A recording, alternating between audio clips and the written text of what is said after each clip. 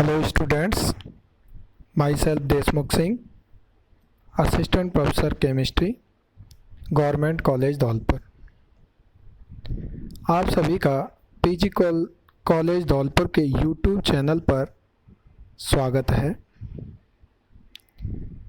हम यहाँ पर बीएससी पार्ट सेकंड के इनऑर्गेनिक केमिस्ट्री के पेपर के बारे में अध्ययन करेंगे। इनऑर्गेनिक केमिस्ट्री के जहाँ हम सिलेबस की बात करते हैं तो यहाँ पर 5 यूनिट हैं।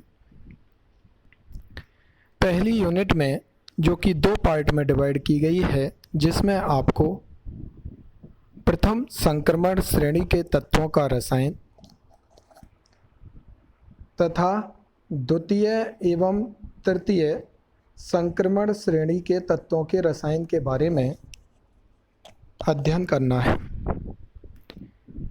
इस यूनिट में हम ये देखेंगे कि प्रथम संक्रमण श्रेणी के तत्व कौन कौन से हैं, द्वितीय के कौन कौन से हैं, तृतीय संक्रमण श्रेणी के तत्व कौन कौन से हैं, उनके क्या क्या भौतिक रासायनिक गुणधर्म होते हैं, कौन सी ऑक्सीकरण अवस्था, आयनिक त्रिज्या, परमाणु त्रिज्या, उनके महत्वपूर्ण संकुल यौगिक, उनकी चुंबकीय गुण, उनकी चुंबकीय गुणों में आपस में तुलना करना आदि के बारे में हमको इस यूनिट के अंतर्गत अध्ययन करना है। यहाँ से एग्जाम में कई प्रकार के प्रश्न पूछे जाते हैं। शॉर्ट टाइप के क्वेश्चन आने की ज़्यादा संभावना रहती है।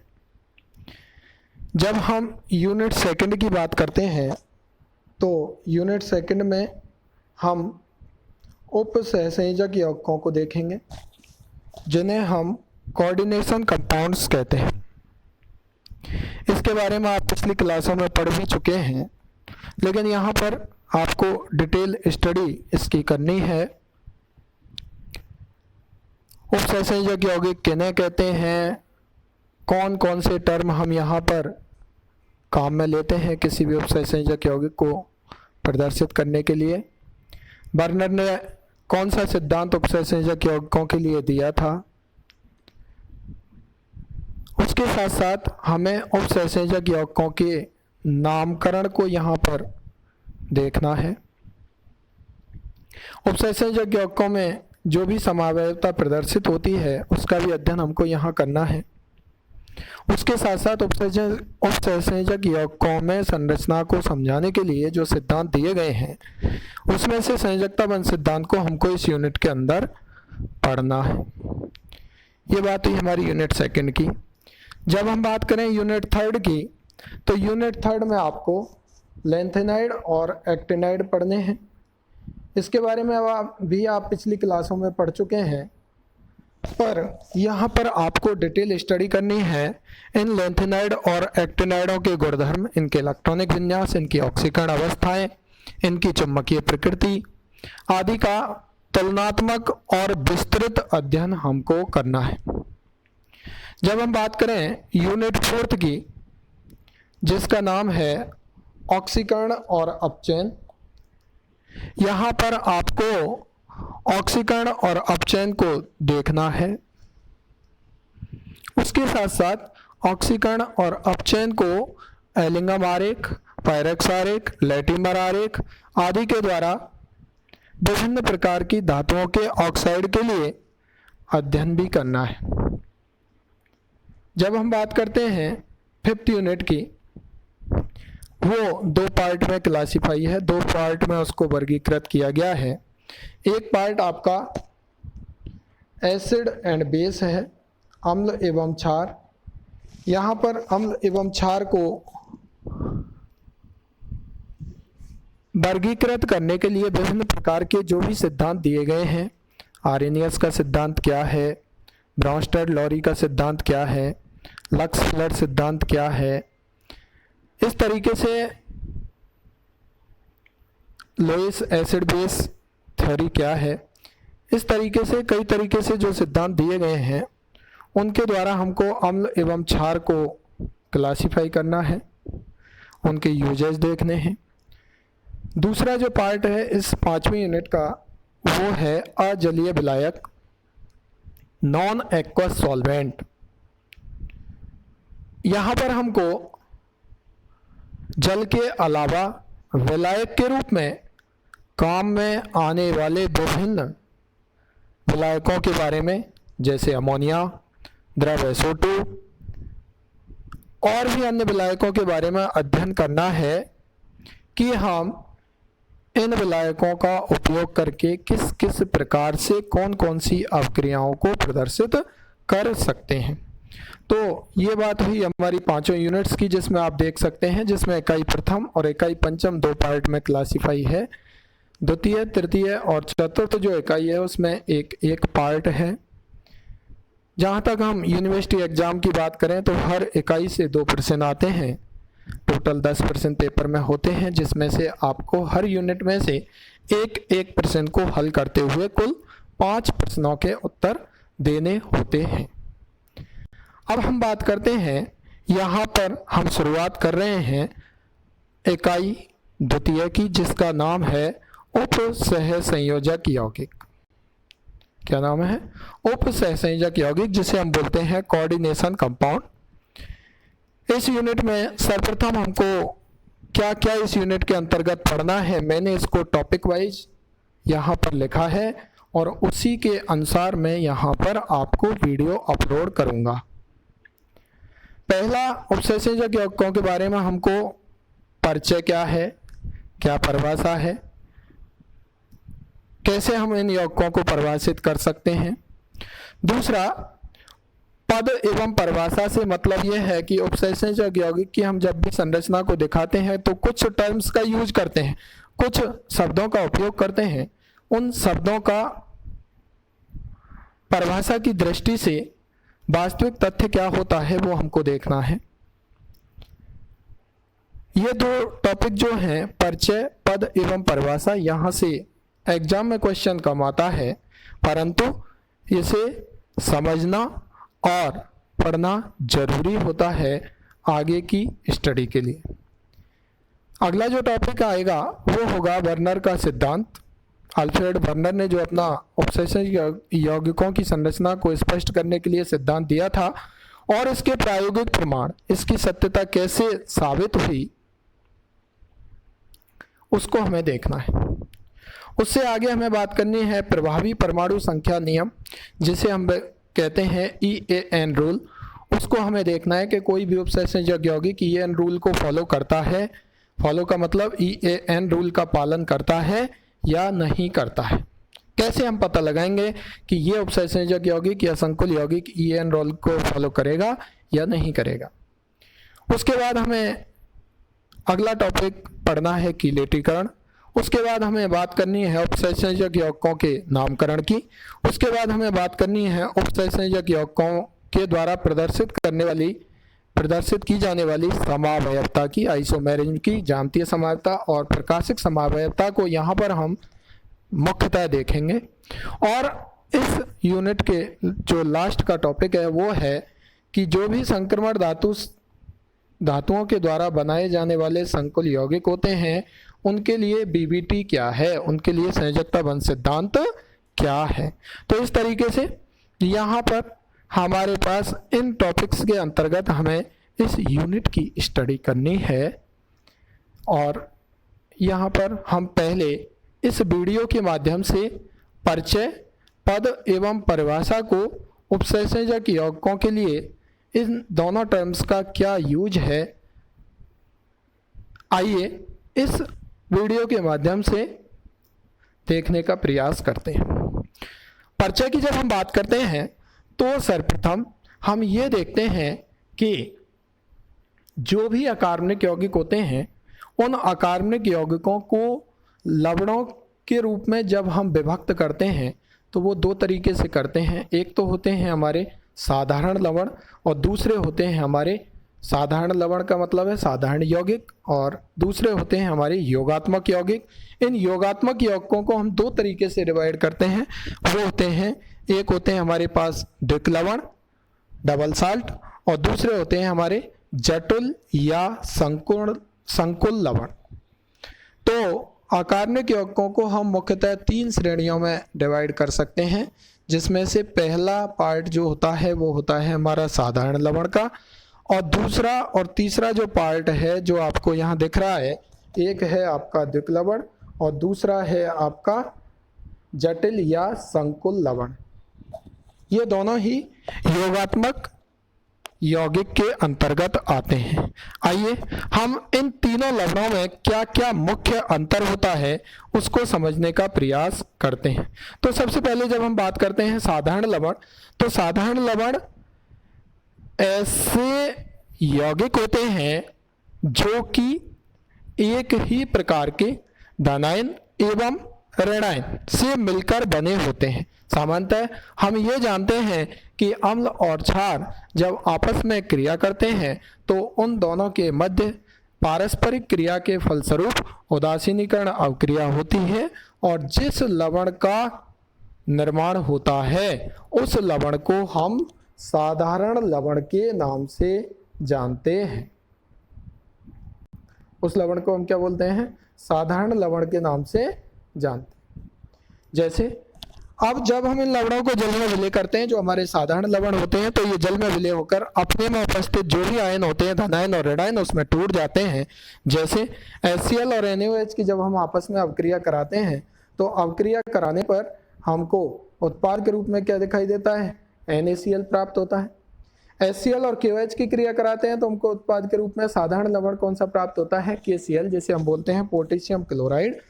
जब हम इन साधारण लवणों को जल में घोलते हैं तो जल में घोलने पर सोडियम क्लोराइड अपने में उपस्थित सोडियम आयन और क्लोराइड आयन का परीक्षण देता है, जबकि KCl या पोटेशियम क्लोराइड अपने में उपस्थित पोटेशियम आयन और क्लोराइड आयन का परीक्षण देता है। अर्थात ऐसे लवण जो कि अम्ल एवं क्षार की उदासीनीकरण की अवक्रिया के फलस्वरूप निर्मित होते हैं तथा जिन्हें जल में विलय करने पर जो अपने में उपस्थित सभी आयनों में आसानी से टूट जाते हैं या सभी आयनों में आसानी से टूटकर अपने में उपस्थित आयनों के परीक्षण देते हैं, साधारण लवण कहलाते हैं। It's clear. अब हम नेक्स्ट बात करते हैं द्विक लवण। ये द्विक लवण और जटिल या संकुल जो लवण होते हैं वो लवण हमारे योगात्मक यौगिक होते हैं, जिनमें जब हम बात करते हैं डबल साल्ट या द्विक लवण की तो हम ये कह सकते हैं कि ऐसे लवण या ऐसे योगात्मक यौगिक जो एक से अधिक प्रकार के साधारण लवणों के संयोग से बने होते हैं। इसका मतलब यह हुआ कि यहां पर 2 साधारण लवण आपस में मिलेंगे और योगात्मक यौगिक का निर्माण करेंगे, और वो जो लवण होगा वो लवण हमारा द्विक लवण कहलाता है। ये जो लवण होते हैं वो ठोस अवस्था में स्थायी होते हैं। इसका मतलब यह है कि कमरे के ताप पर वो आसानी से स्थायी होते हैं। स्थायी होने से मतलब यह है कि इनको ये आसानी से कमरे के ताप पर डिकम्पोज नहीं होते हैं। लेकिन जब हम बात करें यदि इन लवणों को विलयन में घोला जाए तो ये लवण अपने में उपस्थित सभी प्रकार के जो भी आयन होते हैं उन सब के परीक्षण देते हैं। इसका मतलब यह हुआ कि द्विक लवण ठोस अवस्था में स्थायी होते हैं, परंतु जब इन्हें विलयन अवस्था में लाया जाता है तो ये अपने में उपस्थित सभी आयनों में विभक्त हो जाते हैं और उनके परीक्षण प्रदान करते हैं। जैसे हम उदाहरण ले सकते हैं किसका? मोर लवण का। किसका? मोर लवण, जिसका फॉर्मूला है हमारा ये FeSO4 NH4 का होल ट्वाइस SO4.6H2। यहाँ पर 2 प्रकार के साधारण लवण आपस में मिले, एक तो है FeSO4, दूसरा है NH4 का होल ट्वाइस SO4। ये दोनों आपस में साधारण लवण मिले हैं और द्विक लवण का निर्माण हुआ है। जब हम मोर लवण को जल में घोलते हैं तो जल में घोलने पर यह मोर लवण Fe+2 आयन का परीक्षण देता है, SO4-2 आयन का परीक्षण देता है, NH4+ आयन का परीक्षण देता है। इसी प्रकार दूसरा हमारा द्विक लवण जो होता है वो है हमारा पोटास एलम, जिसे हम फिटकरी भी कहते हैं। उसका जो फॉर्मूला है वो है हमारा K2SO4 Al2SO4 का होल थ्राइस डॉट 24H2O। जब हम इसको देखते हैं तो यहाँ पर यह लवण जब हम इसको विलयन अवस्था में लेकर के आते हैं तो इसमें उपस्थित यह है potassium ion, sulphate ion, aluminium ion में विभक्त हो जाता है और इन सभी आयनों के परीक्षण हमको देता है। तीसरा जो दुख लवण का उदाहरण है वो है हमारा कार्निलाइट। तो कार्निलाइट जो है जिसका फॉर्मूला यहाँ पर दो प्रकार के साधारण लवण आपको दिखाई दे रहे हैं, एक है आपका KCl तो दूसरा है आपका MgCl2। ये दोनों आपस में मिलकर के इनके साथ जल के 6 अणु जुड़ जाते हैं तो हमारा एक दुख लवण का निर्माण होता है। जैसे ही हम इस कार्निलाइट को जल में घोलेंगे तो यह कार्निलाइट जल में विलय होकर पोटेशियम आयन, क्लोराइड आयन एवं मैग्नीशियम आयन के परीक्षण देता है। तो इस प्रकार जो दुख लवण होते हैं वो ठोस अवस्था में सामान्य कमरे के ताप पर तो स्थायी होते हैं, लेकिन विलयन जब हम इनका बनाते हैं तो ये अपने में उपस्थित जो भी आयन होते हैं उन सभी आयनों में आयनित हो जाते हैं और हमें उन सब का परीक्षण प्रदान करते हैं। अब हम जो हमारा तीसरा प्रकार का अकार्बनिक लवण है जिसका नाम है जटिल या संकुल लवण या उपसंयोजक यौगिक, इन्हीं लवणों को हम कहते हैं। ऐसे योगात्मक यौगिक, ये भी एक ऐसे योगात्मक यौगिक हैं जो एक से अधिक प्रकार के साधारण लवणों की पारस्परिक अवक्रिया के फलस्वरूप निर्मित होते हैं और विलयन अवस्था में और ठोस अवस्था में स्थायी होते हैं। इसका मतलब यह हुआ कि कमरे के ताप पर तो ये स्थायी, परंतु विलयन अवस्था में जैसे ही हम संकुल या जटिल लवण को लेकर के आते हैं तो ये लवण अपने में उपस्थित सभी आयनों के परीक्षण नहीं देते, अर्थात इनमें जो जो आयन उपस्थित हैं उन आयनों से भिन्न आयनों के परीक्षण भी हमको यहाँ पर प्राप्त होते हैं। जैसे मैं यहाँ बात कर रहा हूँ, कोई भी हम संकुल लवण ले लेते हैं, एक साधारण लवण हमारा है NiCN का होल ट्वाइस और दूसरा साधारण लवण है हमारा KCN। इन दोनों की आपस में अवक्रिया के फलस्वरूप हमारा एक संकुल लवण बन रहा है क्या, K2NiCN का होल 4।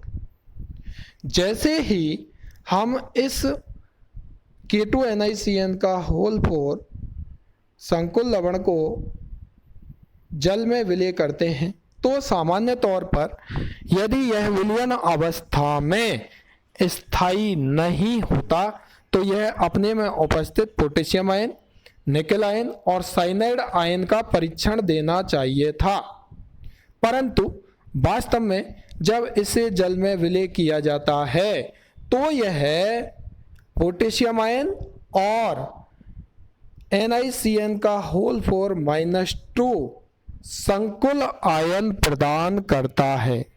इसका मतलब यह हुआ कि संकुल लवण या जटिल लवण या उपसंयोजक यौगिक जल में विलय करने पर अपने में उपस्थित सभी आयनों के परीक्षण नहीं देते, अर्थात अपने में उपस्थित सभी आयनों में आयनित नहीं होते हैं। एक तो हमको कोई धनायन प्राप्त होता है, दूसरा हमको संकुल लवण प्राप्त हो रहा है। यहाँ पर मैंने रिएक्शन के द्वारा इन दोनों लवणों के द्वारा NiCN का होल ट्वाइस और KCN के द्वारा इस संकुल लवण को प्राप्त किया है K2NiCN का होल 4। जब हम इसे जल में विलय करेंगे तो यहाँ से हमको एक तो पोटेशियम आयन प्राप्त होगा, दूसरा हमको संकुल लवण प्राप्त होता है, संकुल आयन प्राप्त होता है जो होगा हमारा NiCN का होल 4-2 जो कि एक जटिल आयन है, संकुल आयन है।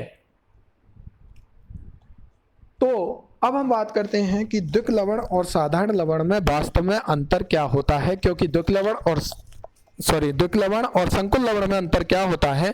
द्विक लवण और संकुल लवण या जटिल लवण या उपसंयोजक यौगिक जो होते हैं वो दोनों ही योगात्मक यौगिक के तो उदाहरण हैं, जहां पर एक से अधिक प्रकार के साधारण लवण आपस में मिलकर द्विक लवण या संकुल लवण का निर्माण तो करते हैं, परंतु द्विक लवण को जब जल में विलय किया जाता है तो वह अपने में उपस्थित सभी आयनों में टूट जाता है, ठोस अवस्था में स्थायी होता है। जबकि संकुल लवण को जब जल में विलय करते हैं तो यह ठोस अवस्था में स्थायी होता है। विलयन अवस्था में स्थायी होने से मतलब यह है ये धनायन या किसी आयन में विभक्त होने के साथ साथ किसी संकुल आयन का परीक्षण देता है।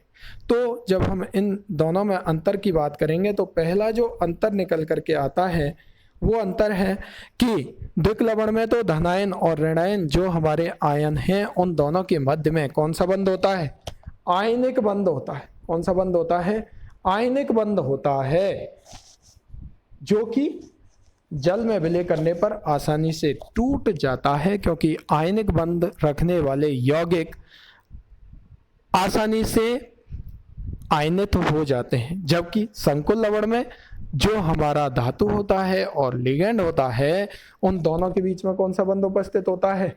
उपसहसंयोजक बंध उपस्थित होता है, जो कि आसानी से विलय करने पर, जल में विलय करने पर टूट नहीं पाता। तो पहला अंतर तो यह होता है कि द्विक लवण में हमारे पास धनायन ऋणायन में आयनिक बंध होता है, जबकि संकुल लवण में धातु और लिगेंड के मध्य में उपसहसंयोजक बंध होता है।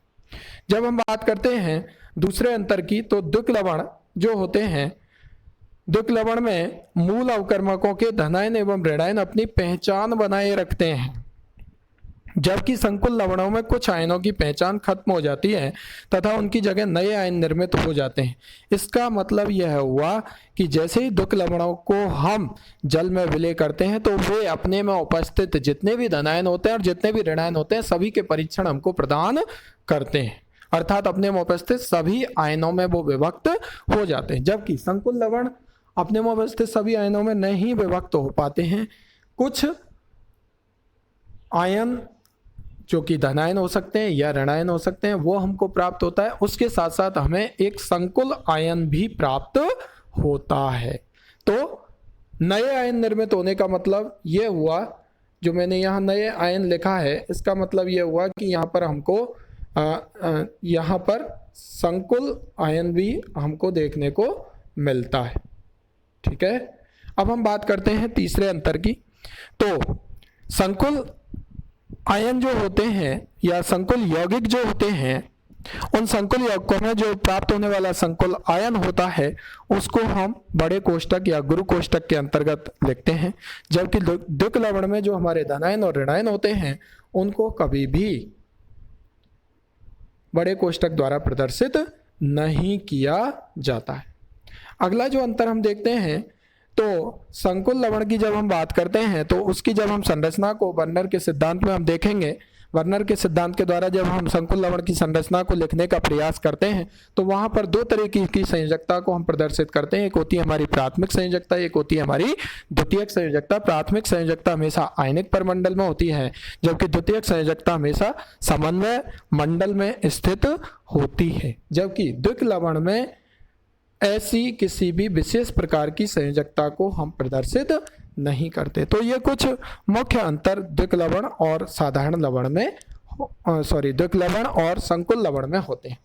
अब हम परिचय के बाद बात करते हैं कुछ पद एवं परिभाषा की, जो कि इस उपसंयोजक यौगिकों में बार बार उपयोग में लिए जाते हैं। पहला होता है हमारा समन्वय मंडल, जिसे हम बोलते हैं उपसंयोजन क्षेत्र। ऐसा मंडल या ऐसा क्षेत्र जहां पर हम किसी भी केंद्रीय धातु आयन से जुड़े हुए केंद्रीय धातु आयन तथा उससे जुड़े हुए लिगेंडों को कोष्टक के अंतर्गत प्रदर्शित करते हैं, वो हमारा कहलाता है क्या? समन्वय मंडल या उपसंयोजन क्षेत्र। कोई भी संकुल यौगिक होगा, उस संकुल यौगिक में धातु परमाणु के साथ साथ लिगेंड जुड़े होंगे। वो धातु परमाणु और लिगेंड आपस में उपसंयोजक बंध द्वारा जुड़े रहते हैं। तो धातु परमाणु और लिगेंड जिस उपसंयोजक बंध के द्वारा आपस में जुड़े हुए रहते हैं उनको जिस कोष्टक के अंतर्गत आंतरिक क्षेत्र में रखा जाता है वो हमारा कहलाता है समन्वय मंडल या उपसंयोजन क्षेत्र। दूसरा होता है हमारा आयनिक मंडल जो होता है समन्वय मंडल के बाहर या तो दाईं ओर का भाग या बाईं ओर का भाग होता है, जो धनायन भी हो सकता है और ऋणायन भी हो सकता है। आयनिक मंडल को कभी भी कोष्टक के अंदर नहीं लिखा जाता है। अगला हम देखते हैं, अगला जो टर्म हम यूज में लेते हैं वो होता है हमारा समन्वय संख्या क्या होती है। तो समन्वय मंडल और आयनिक मंडल के बारे में जानने के पश्चात हम बात करते हैं समन्वय संख्या। तो कोई भी उपसंयोजक यौगिक है उसमें धातु परमाणु के साथ उपसंयोजक बंध के द्वारा, और मेनली कौन से बंध, सिग्मा बंध, कौन सा, पाई बंध नहीं, कौन सा बंध, सिग्मा बंध के द्वारा जो लिगेंड जुड़े हुए रहते हैं, जुड़े हुए लिगेंडों की संख्या ही हमारी क्या कहलाती है, समन्वय संख्या, जिसे हम बोलते हैं उपसहसंयोजन संख्या। जितने भी लिगेंड धातु परमाणु के साथ समन्वय मंडल में उपसहसंयोजक बंध के द्वारा, और मेनली कौन सा बंध, उसमें भी उपसंयोजक बंध का मतलब है सिग्मा बंध के द्वारा जो भी लिगेंड जुड़े हुए रहते हैं वह उस धातु परमाणु की समन्वय संख्या या उपसंयोजक संख्या कहलाती है। अब हम बात करते हैं कि लिगेंड क्या होता है।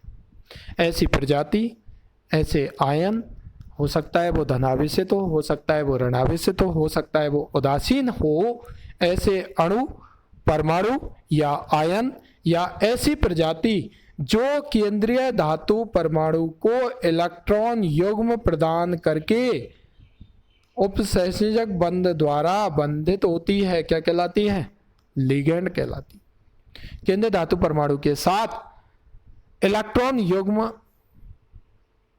को प्रदान करके, इलेक्ट्रॉन युग्म को दे करके बंधित रहने वाले अणु, परमाणु, आयन या प्रजाति हमारे क्या कहलाते हैं, लिगेंड कहलाते हैं।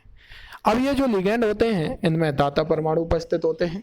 इन दाता परमाणुओं की संख्या के आधार पर इन लिगेंडों को हम अलग अलग नामों के आधार पर देखते हैं। यदि किसी लिगेंड में दाता परमाणु एक है तो हम उसे एक दंतुक, यदि दो हैं तो द्विदंतुक, तीन दाता परमाणु हैं त्रिदंतुक, चार हैं चतुर्दंतुक, पांच हैं पंचदंतुक, छह हैं तो षडदंतुक लिगेंडों के अंतर्गत विभाजित करते हैं। कुछ लिगेंडों के उदाहरण मैंने यहाँ दिखाए हैं, जैसे NH3, H2O, OH-, Cl-, Br-, EN का मतलब है एथिलीन डाई एमीन, PY का मतलब है pyridine, AC आदि। अब हम बात करते हैं कि ये जो लिगेंड्स हैं, अभी हमने जो पद एवं परिभाषा के अंतर्गत कुछ टर्मिनोलॉजी पढ़ी, उसको हम किस तरीके से किसी भी उपसंयोजक यौगिक में प्रदर्शित कर सकते हैं। तो देखिए, हम बात करते हैं, मान लीजिए कोई हमारा उपसंयोजक यौगिक है AMLN, जहाँ पर M आपका मेटल के लिए है, धातु परमाणु को दिखा रहा है जो हमारा केंद्रीय धातु परमाणु है, L आपका लिगेंड को दिखा रहा है, A आपका आयनिक परमंडल को दिखा रहा है। तो देखिए, बड़े कोष्टक के अंतर्गत जिस भी धातु परमाणु और लिगेंड को हमने रखा है उसको हमने क्या नाम दिया है, बड़े कोष्टक गुरु कोष्टक के अंतर्गत हमने धातु परमाणु, और ये वाला जो पार्ट है पूरा की पूरा वो क्या कहलाता है, हमारा समन्वय मंडल, जिसमें धातु परमाणु और लिगेंड आपस में उपसंयोजक बंध द्वारा जुड़े हुए रहते हैं। इस बड़े कोष्टक से बाहर या तो दाईं ओर या बाईं ओर, जब हम बात करते हैं दाईं ओर की तो ये होता है सामान्यतः ऋणायन, यदि हम बात करते हैं समन्वय मंडल के बाईं ओर की तो ये होता है हमारा सामान्यतः धनायन। जो भी आयन स्थित होता है उस मंडल को हम बोलते हैं क्या, आयनिक मंडल। क्या बोलते हैं, आयनिक मंडल। जो हमारे यहाँ N है वो N किसको दिखा रहा है, चूंकि हमने अभी बात की थी समन्वय संख्या की, केंद्रीय धातु परमाणु के साथ जुड़े हुए लिगेंडों की संख्या को ही हम उस धातु परमाणु की समन्वय संख्या कहते हैं। तो यहाँ पर ये जो N है वो समन्वय संख्या को दिखा रहा है। नीचे वाले एग्जाम्पल में जब हम बात करते हैं तो नीचे वाले एग्जाम्पल में आप देखेंगे कि MLN और A जो आपका है जो कि आयनिक परमंडल में, मैंने अभी ऊपर आपको एग्जाम्पल में बताया, हो सकता है वो दाईं ओर हो सकता है वो बाईं ओर हो। तो यहाँ पर ये जो आयनिक परमंडल है इस आयनिक परमंडल में ये समन्वय मंडल के कहाँ पर स्थित है, दाईं ओर स्थित है, तो सामान्यतः ये कौन होगा, ऋणायन होगा। यदि ये बाईं ओर स्थित होता है तो ये सामान्यतः क्या होता है, धनायन होता है। तो देखिए यहाँ पर मैंने ए को क्या कहा है, MLN वाला जो पार्ट है वो आपका क्या कहलाएगा, समन्वय मंडल कहलाएगा। क्या कहलाएगा, समन्वय मंडल। ये वाला पार्ट क्या कहलाएगा, यहाँ का समन्वय मंडल। ये वाला पार्ट क्या कहलाएगा, आयनिक मंडल। ये वाला कौन है, केंद्रीय धातु परमाणु। L क्या है, लिगेंड। N क्या होगी आपकी समन्वय संख्या या उपसंयोजन संख्या। तो इस तरीके से हम ये देखते हैं कि कोई भी उपसंयोजक यौगिक जिसको हम सामान्य इस तरीके के सूत्र के द्वारा प्रदर्शित करते हैं, वहाँ हम आसानी से ये पता लगा सकते हैं कि समन्वय मंडल क्या है, आयनिक मंडल क्या है, समन्वय संख्या कितनी है, धातु परमाणु कौन सा है, लिगेंड कौन सा है, और उस लिगेंड में कितने दाता परमाणु उपस्थित हैं, एक दंतुक है, द्विदंतुक है, त्रिदंतुक है, चतुर्दंतुक है, पंचदंतुक है या षट दंतुक है। अब हम बात करते हैं कुछ विशेष लिगेंडों की। आवेश के आधार पर लिगेंडों को हम अलग डिवाइड करते हैं, धनावेशित लिगेंड, ऋणावेशित लिगेंड, उदासीन लिगेंड। लेकिन अब हम बात करते हैं ऐसे लिगेंड जिन्हें हम बोलते हैं उभयदंतुक लिगेंड या एम्बिडेंटेड लिगेंड, जिनमें एक से अधिक दाता परमाणु तो उपस्थित होते हैं, परंतु केंद्रीय धातु परमाणु के साथ केवल एक दाता परमाणु ही एक बार में उपसंयोजक बंध बनाता है। दाता परमाणु तो उस लिगेंड में एक से अधिक होते हैं, परंतु धातु परमाणु के साथ एक बार में एक ही दाता परमाणु उपसंयोजक बंध के द्वारा जुड़ा हुआ रहता है। ऐसे लिगेंड हमारे कहलाते हैं उभयदंतुक लिगेंड। जैसे NO2-, यहाँ पर NO2- में नाइट्रोजन एक दाता परमाणु की ओर है। यदि हम इसे लिखें ONO तो यहाँ पर ऑक्सीजन हमारा दाता परमाणु होता है। ऐसे ही हम बोलते हैं SCN-, ऐसे ही हम बोलते हैं CN-, वहाँ पर NC हो सकता है, दाता परमाणु कार्बन है या दाता परमाणु नाइट्रोजन है। ऐसे ही हम बोलते हैं SCN या NCS, तो यहाँ भी हमारे दाता परमाणु अलग अलग होते हैं। अब हम बात करते हैं, अभी हमने देखा था कि कुछ लिगेंड धनावेशित भी हो सकते हैं, आवेश के आधार पर ऋणावेशित भी हो सकते हैं, उदासीन लिगेंड भी हो सकते हैं। दाता परमाणुओं की संख्या के आधार पर एक दंतुक हो सकते हैं, द्विदंतुक, त्रिदंतुक, चतुर्दंतुक, पंचदंतुक और षटदंतुक भी हो सकते हैं। कुछ लिगेंड उभयदंतुक भी हो सकते हैं, जहां पर एक से अधिक दाता परमाणु तो उसमें होते हैं, परंतु धातु परमाणु के साथ केवल एक ही दाता परमाणु बंध बनाता है, एक बार में एक ही दाता परमाणु बंध बनाता है। लेकिन कुछ संकुल यौगिक ऐसे भी होते हैं जिनमें एक लिगेंड दो धातु परमाणुओं के साथ या एक से अधिक धातु परमाणुओं के साथ जुड़ा हुआ रहता है। वो लिगेंड हमारे सेतु लिगेंड कहलाते हैं। जो लिगेंड किसी भी संकुल यौगिक में एक से अधिक दाता परमाणुओं के साथ जुड़ा हुआ रहेगा, वो हमारा क्या कहलाएगा, सेतु लिगेंड कहलाएगा। अभी हम इन सभी लिगेंडों के बारे में डिटेल में स्टडी जब हम उपसंयोजक यौगिकों के नामकरण की बात करेंगे तब हम करेंगे। तो ये बात हुई हमारे उपसंयोजक यौगिकों के परिचय की, और पद जो हम इसमें पद एवं परिभाषा की जो हम कुछ टर्म यहाँ पर काम में लेते हैं, उन टर्म का क्या मतलब होता है। अगली वीडियो में हम बर्नर के सिद्धांत और इसके प्रायोगिक प्रमाण के बारे में बात करेंगे। Thank you.